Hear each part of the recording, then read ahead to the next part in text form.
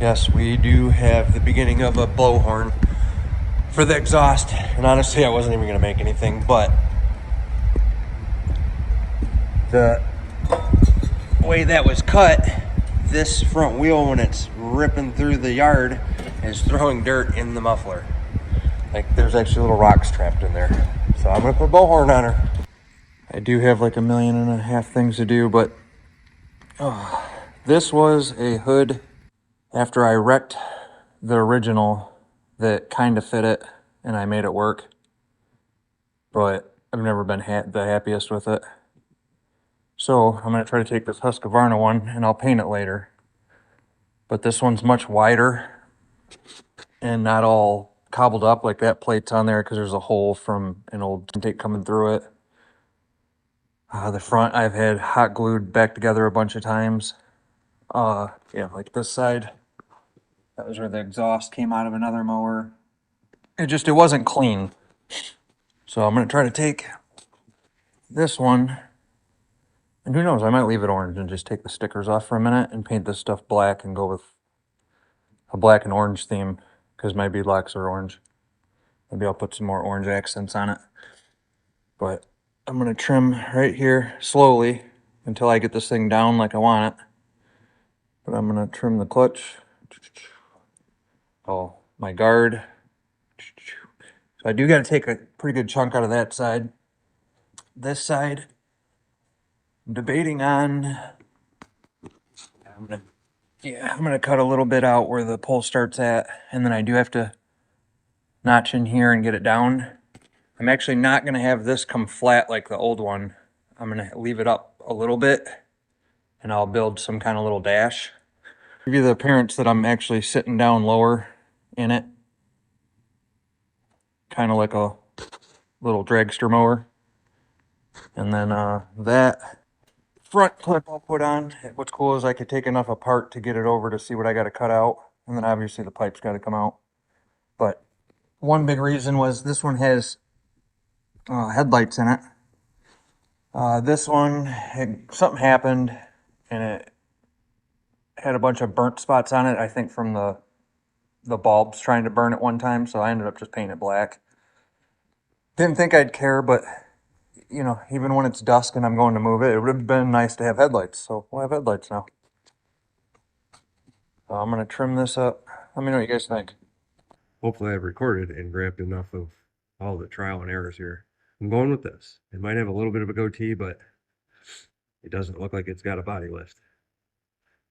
It's hot glue. It's actually holding it really good right now, but I'll probably get like a metal strip, go behind it and rivet, and then I can peel the glue. But make sure it cleared. It does open and come off. Almost open all the way. It should probably go to about here, and it bumps it, and but it doesn't fall back down. I'm good with it. Hopefully I didn't do all this work and fancy up a hood to have lights and more covered just to crash the stupid thing when I finally do start romping on it. That would be not great.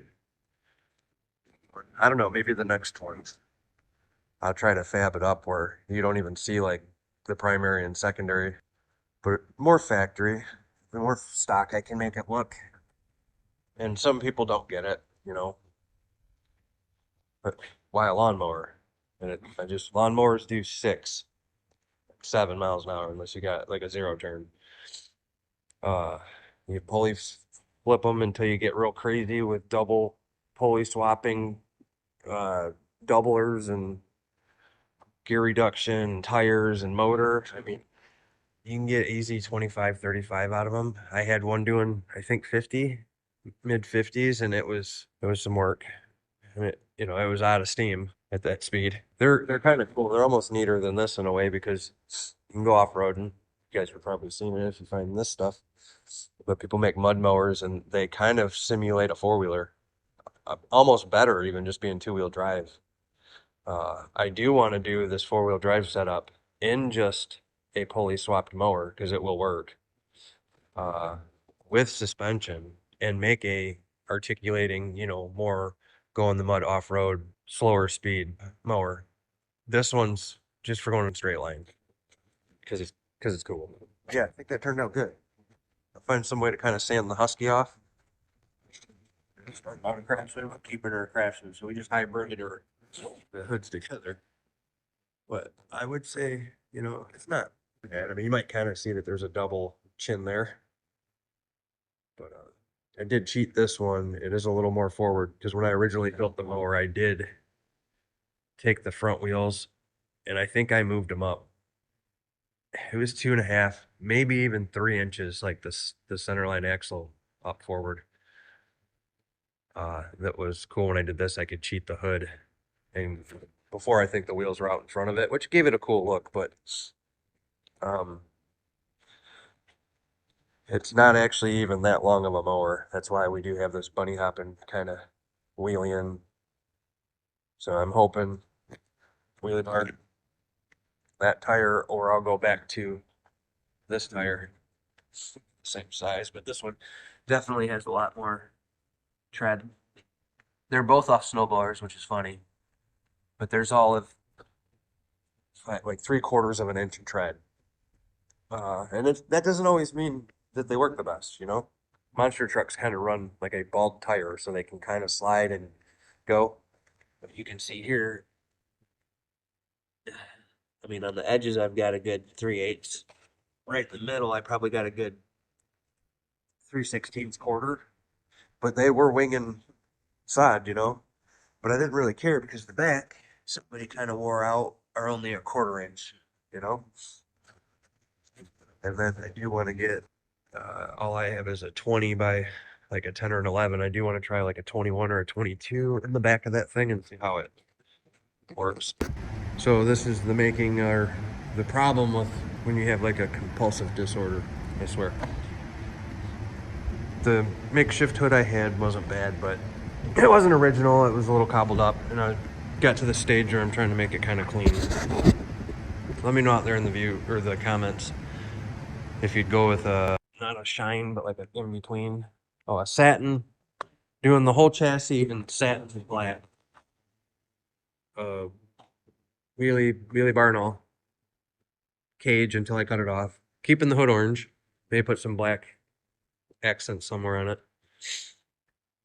I'll bristle or do something and get the rings back to kind of a bright orange. But yeah, so this hood sits up a little higher, and I wanted this one because it was wider, more complete. Not, I mean, this looks bad now, but, and I can put lights in it. The last one, that's the light, and it got burnt, so I painted it. Well, here's the thing. So, still working on it. Every time I walked by, there was a big gap. It almost looks like a lifted mower in the front, and it looked pretty sleek into, like a lowered 4-wheel drive racing machine. And I was kind of thinking it didn't. So I'm gonna do some trimming, and the plate was the first try. Okay. So see, there's like, looks we got a body lift almost, I think. And when that wasn't on there, it looked worse because you could see all the welding and like the where it all came together. So I'm trying to kind of sleek it out with a little bit taller grill, but I don't know. It still kind of comes on and off as easy as it did.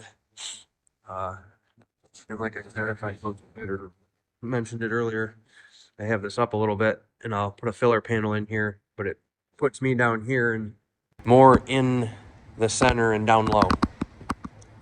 I don't know what I'm going to do that panel with yet, and like I said, I could always adjust and keep cutting this thing and putting it down. Whenever I do get the tack and shit hooked up, it will be nice to have that spot. Yeah. But I'm going to try hot gluing that thing and seeing if I can trim it and get it to look like what I want. And I've just been hitting some spots with satin. These are like a composite wheel, so I'm not going to really paint them, but they look black. And I kind of took Scotch-Brite to the ring. And they're not too far off, and I thought the theme could be, almost that black and orange Halloween color almost. I don't mind it. That's what I'm saying. The blue might look a little off, but again, the cage might be going.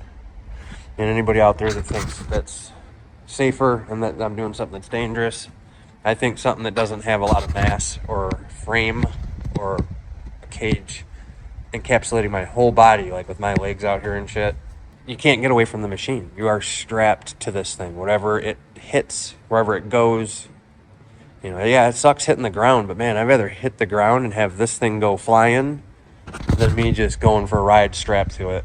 You know, I feel like if like cars and shit that are heavier, they're going to tend to slow down, I think, a little easier. I might be wrong, but I do believe they win the battle of telephone poles and, you know, things that this would definitely stop, and your brain comes out of your skull. Touch right the rim and hit it. And I'm not trying to be perfect, but I have noticed when I originally got the mower, and it was like the whatever Craftsman LT 1000 or whatever LTD. It was like a gray. It almost didn't have a scratch on it. And as I was working on it and lowering it and getting the motor in, I kept it pretty clean. And then I had to do some things for the exhaust, for the cylinder heads. I had, you know, not bad yet. And then that crash on Milford Road destroyed the original hood. And I had to build that one. And the whole reason this is kind of a fiasco is I wanted to keep this for a backup in case I wrecked this one or didn't like it. And I was going nuts over this filler panel thing. So I chopped it. It's like, what? Who cares? It's a freaking free lawnmower. And I get all stupid about it. You know, and like here's the old light bezel. See, it was melted. It drove me nuts, just dumb shit like that. So I painted it. But when I stuck it down under here, it almost made a valance and took some of that gap away. And I was like, it might even be easier than what I was just doing with that. But I noticed, sorry, I'm sick as hell right now. If I go down too far, it looks goofy. So I think it's just like what you see there with the plate. Kill about half of it and it looks as good as it's going to get. But hopefully you guys think it's kick-ass, because it is kick-ass. It is coming along. We'll find out if these front tires are better. I got the wheelie bar so we can try to keep everything planted. And for the guy out there that's been watching some of the shorts and I don't know if it's long content, yes, suspension would definitely help on the hopping. The problem is for me to go, okay, let's put rear or just front or both. This thing's about fabricated to its max. I mean, to the point of I might as well just find another one and start over. You know, it doesn't take shit to swap the motor. I have actually more motors than I have tractors, but this one I'll leave probably rigid. But I do hear you on the. Oh, I think you said your brother or cousin was racing a street something on pavement that was doing some weird inconsistent launching. But and I can't remember the name of the suspension you said, but I've looked into it and it is pretty cool, for probably perfect for something like this. But yeah, this was going to be a spine breaker, just gas it. And, you know, I honestly don't like mind the hopping. I just know it's not going to go as fast, that area. But really the hopping bugs me, because I know if I don't catch it and I get a big enough hop, I'm breaking chains. And that's kind of gotten annoying. And it's funny because I have like the heaviest duty, because the way I had to gear this for the tire size difference, I couldn't, without re-engineering this, use 520 or 530 chain up front like I did towards the back. I used a beefy ass 40 or 41, and then I found one that's like a timing chain setup where it's like a dual. Well, if it's running on even just the single sprockets with a big dual chain in it, you know, I got guides and it can stay on there. That's probably stronger than a single 520. And if it doesn't make sense, I think I have it over here. Bearings. I've been organizing, so you can see I kind of got it decked out. Yeah, check that out. So that's like a go-kart, like your style 40 or 420 or 441. But it's double, like a timing chain. But it's not a timing chain, it's for a Harley. You know, like here's timing chain stuff, which I bet that would even be pretty strong, and that's considered like a 35 or something. But it's for a Toyota or something, and it is a timing chain. And I don't know if they take a lot of abuse. I feel like they do, but I don't feel like they take the abuse spinning around in a clean oil-filled engine as much as something on a four-wheeler or dirt bike out in the elements, wheel hopping, you know. And I've done a couple rips. I didn't get any videos, but I don't know if I explained it good. Ended up not doing a rivet chain. If it breaks again, I'll get a rivet chain. I just tight on funds here. But I ended up basically re-welding these, you know, grinding it or doing whatever so it wasn't too stupid looking. Putting the chain back on. I doubled up before you put the little snap thing on. You got the other backer. I put one backer on, the chain, and then two backers, and then welded. I don't think the link's gonna break. I think it'll be somewhere in the chain, and I honestly, out of all the breaks, I haven't broke a chain that broke the link. So I'm hoping we're good. Seeing if I can yell over this damn zero turn. I was concerned because the bottom taps that frame a little bit. You know, when I gotta work on it, I don't want to have a stick or hold it or have it keep falling. And it stays up perfect and it comes off and goes on super easy. I'm using this because I'm getting old, and the four-wheel drive, this is kind of a bitch to push around. The CVT, you know, snowmobiles are not that great. And we're gonna find out if this stupid rerouter here hurts my performance. I got all the springs, these springs on. They're off like a KTM. I don't know. They're stainless, they don't rust. They got badass tension. The new drag bars haven't driven it since. I shortened this. Basically what I'm expecting the outcome to be is, oh, well, we haven't really used this. So go over to our Pro wheelie bar, hooter bar. And as you can see, this moves real nice. Am I going up? Yeah, I'm going the wrong way. Yep. Here, let me get a shot. No. But I'm gonna put it, I think, a couple inches off the ground. I don't want it to find a weird low spot or do something and pull the rear wheels off the ground. But I'll go until it touches, I guess, and pick it up from there.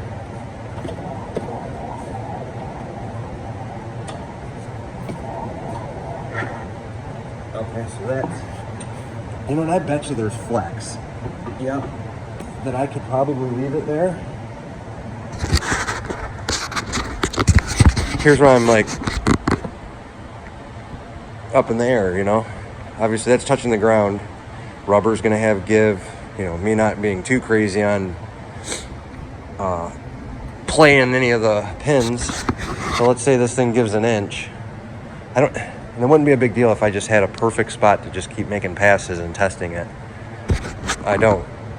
And but if that keeps that from coming up and all four of these fucking things stay in this, we should go quick. But I'm grateful that actually it's Thanksgiving.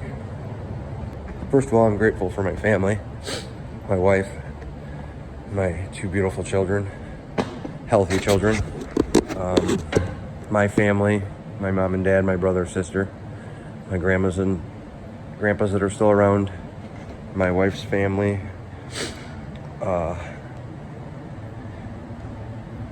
yeah, I almost forgot about that. That's tomorrow. So that's what I'm grateful for. Happy Thanksgiving, everybody. And thanks for the support. I probably sound congested as shit. Got a bunch of pressure, but, you know, I'm grateful to have work, keep going, be able to build kick-ass shit like that. You know, that's the weird thing about me is I mean, everybody loves money, but I'm not more money oriented. I am, what can I make or fabricate or come up with that isn't a real normal thing that makes people's heads scratch. Like that's my favorite thing, or what gets me going. So hopefully there's other people into that, and you guys will have watched this video, listen to how badass I am, and subscribed, shared, viewed, liked, dreams to have the channel one day and be Jake's Auto Fabrication and content creator. All right, I'm losing it. Everybody have a good and happy Thanksgiving. Bye.